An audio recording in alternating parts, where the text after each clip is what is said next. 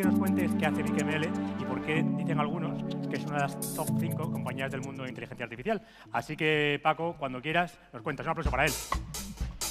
Paco, ¿cómo estás? Muchas gracias. Muchas gracias a todo el equipo de Retina. La verdad es que el trato entre bastidores es exquisito.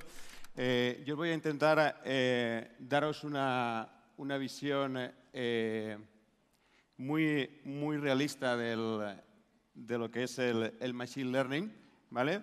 Y quizás sea el que hoy añada un jarro de agua fría a todo el tema de la innovación.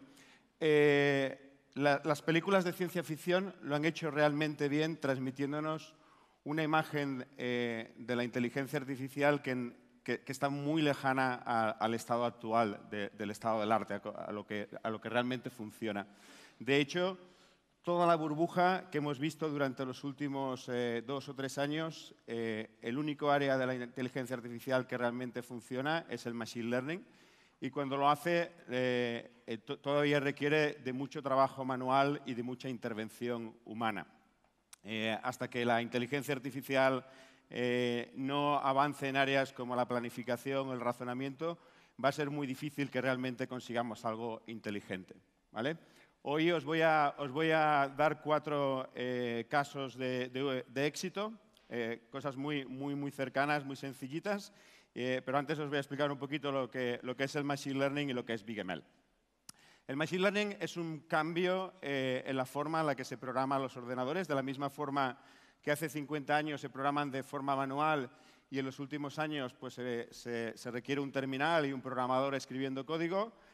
Con el Machine Learning se pueden programar los ordenadores con datos, ¿vale? Un algoritmo de Machine Learning es capaz de coger un conjunto arbitrario de datos y convertirlo en un modelo que no es más que una representación estadística de esos datos que se pueden utilizar para hacer inferencia, ¿no? En las ponencias anteriores veíamos cómo se puede construir un sistema complejo como un traductor simplemente utilizando datos.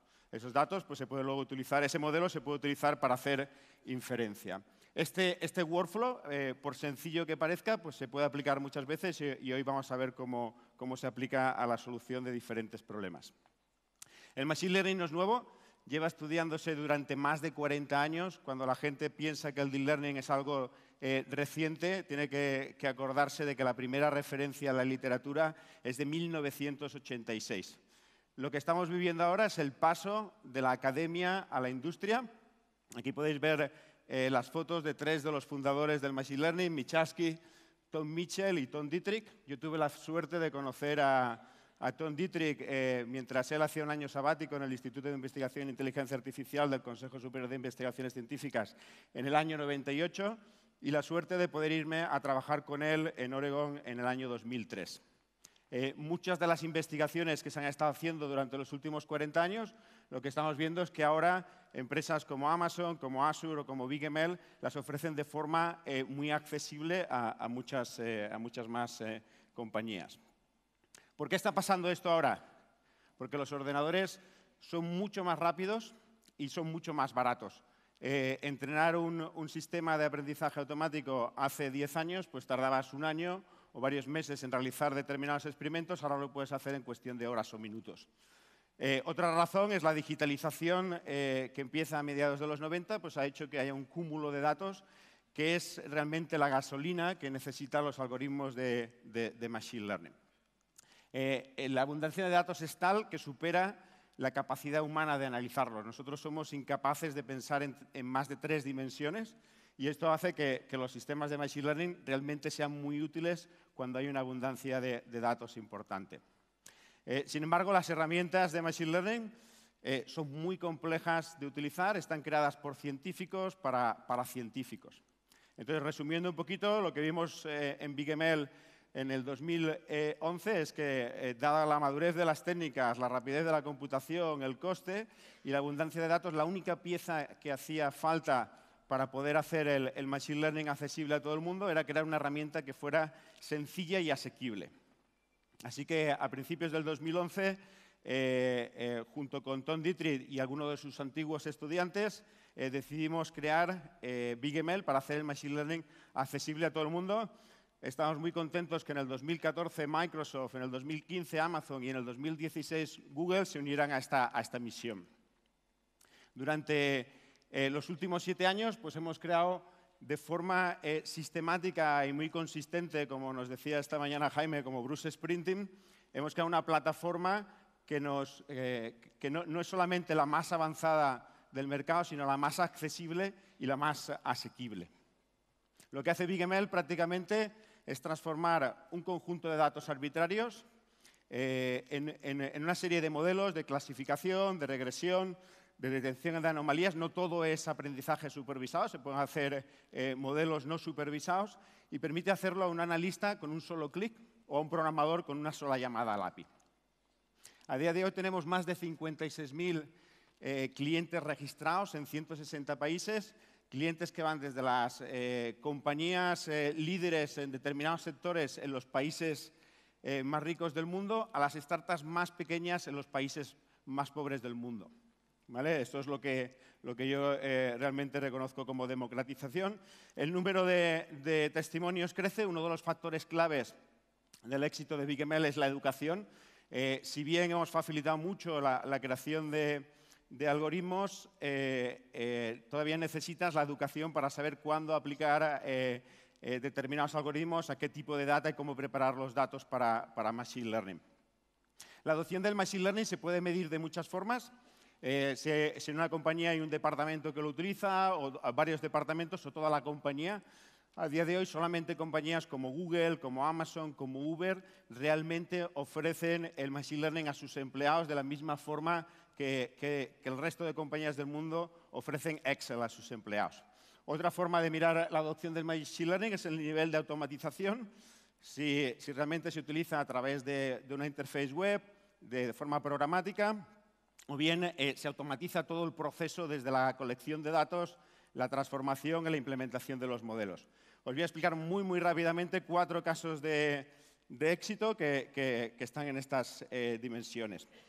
El primero es ABN AMRO, que está utilizando BigML para lo que es el análisis de datos de recursos humanos. Las analíticas de recursos humanos no son nuevas, pero conforme se acumulan más variables y se juntan con datos, por ejemplo, de satisfacción de clientes, pues utilizando BigML, el equipo de analíticas de ABN AMRO es capaz de predecir cosas como la relación que hay entre el tiempo de entrenamiento y el rendimiento de un determinado empleado, o cuáles son los factores claves que intervienen en la motivación de los empleados. El segundo caso es una startup en África.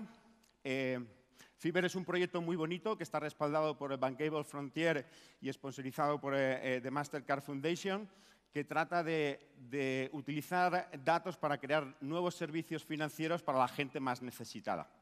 ¿Vale? Dentro de Fiverr, trabajando con Bankable Frontier, hemos ayudado a Off-Grid Electric a crear un sistema que es capaz de predecir las cancelaciones. Lo que hace Off-Grid Electric es ofrecer un sistema de energía solar donde se paga por uso y el número de interacciones que el cliente tiene para pagar por uso es muy errático, porque los ingresos de la gente que vive en Tanzania, en Ruanda, también es muy errático. El coste de restablecer a un cliente es muy barato comparado con el coste de perderlo, ¿no? Hemos creado un modelo, utilizando todos los datos, que es capaz de predecir con un 90% de precisión cuándo un cliente va a cancelar el servicio.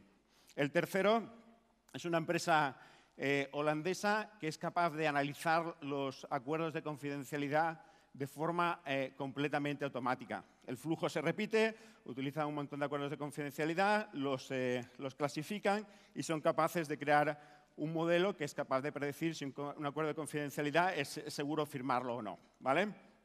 El último ejemplo es un joint venture entre Telefónica y BigML que trata de predecir el éxito de una startup. De la misma forma, recopila datos de Internet de forma masiva, de Crunchbase, de Twitter, de la casa de patentes, y es capaz de crear un modelo que predice si una compañía va a salir a bolsa o no, si la van a comprar o si la compañía se cerrará. Como veis, el barrido de empresas de tamaño y diversidad de utilización del Machine Learning es muy amplio. De hecho, va a ser omnipresente y se van a automatizar muchísimas tareas. Pero hay que tener en cuenta las limitaciones. Se erra muchas veces pensando que las máquinas aprenden de forma similar a los humanos y que nosotros somos capaces de replicar el cerebro humano. Primero que nada, el cerebro humano ni procesa ni guarda información y las redes neuronales artificiales nada tienen que ver con la forma en la que funcionan las redes neuronales del cerebro. ¿Vale? Un humano es capaz de aprender de muy poquitos ejemplos y generalizar, y un sistema de aprendizaje automático necesita muchísimos miles de ejemplos para aprender. Viendo 2 o 3 bananas, un humano es capaz de identificar una banana en un dibujo, una banana en un racimo de diferente forma, en un racimo verde, incluso identificar una banana azul. Suerte intentando implementar un sistema de machine learning que haga eso. Todavía queda mucho por investigar. Cuando vemos un poquito los escenarios en los que funciona el machine learning y los objetivos en función del objetivo, si está definido o no, cuando vemos que realmente somos capaces de ganarle al mejor campeón del mundo de Go utilizando machine learning, lo estamos haciendo en un entorno estático con un objeto muy definido. Todavía nos queda mucho para poder hacer machine learning que funcione en escenarios dinámicos, imprecisos, adversos y sobre todo cuando el objetivo no está definido. Para terminar, por suerte o por desgracia, todavía estamos muy lejos de la inteligencia artificial. Se requiere realmente mucha más investigación básica antes de que podamos ver robots como los que salen en las películas.